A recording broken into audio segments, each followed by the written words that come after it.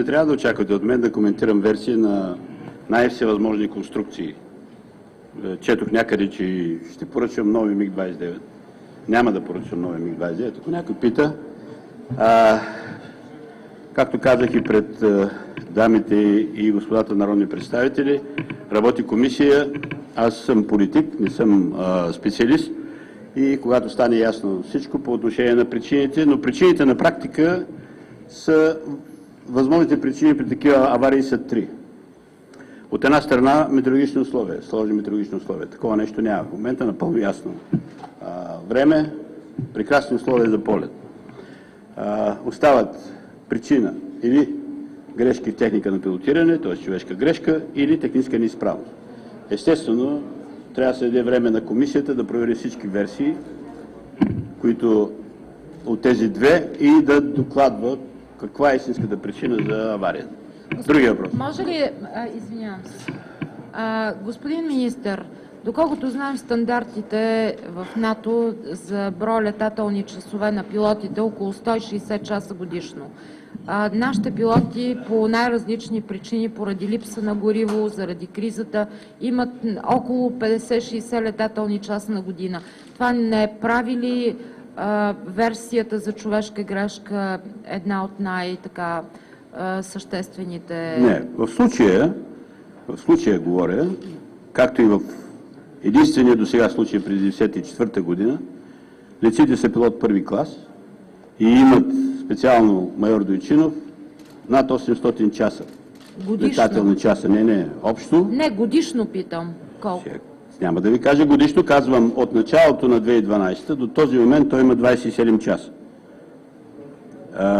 И това на практика е средния налет на онези летци, които носят дежурство по охрана на въздушното пространство около 80 часа. Това е, което ние в момента можем да осигурим. За ваша информация, само през миналата година, 2011, сме изхарчили допълнително 50 милиона лева за гориво. И те са провели 24% повече учения и полети в сравнение с 2010 година. През тази година също предвиждаме увеличение на полетите с около 34%. Казвате, че няма да се купуват самолети. Имате предвид, че няма да се купуват нови или няма да се купуват и втора употреба? Не. В един сайт беше писано, че съм казал, че ще купуваме нови самолети МиГ-29. Тук що казах, че нови самолети МиГ-29 няма да купуваме. Какво ще купуваме като нов тип многоцелеви изтребител? Предстои да завърши окончателната работа на проектния екип и аз до края на годината ще представя на Министерски съвет нашето виждане каква схема и кога евентуално бихме могли да очакваме нов тип многоцелеви изтребител. Но пак повтарям, тези самолети, всички МиГ-29, с които летят българските въздушни сили, са от 2007 година след капитален ремонт. Това означава почти нов самолет. И след този капитално-възстановителен ремонт на тях е дадена гаранция до 2029 година. Другия въпрос. Господин министър, да ви кажете, руската страна ще бъде ли привлечена към проверката за инцидента?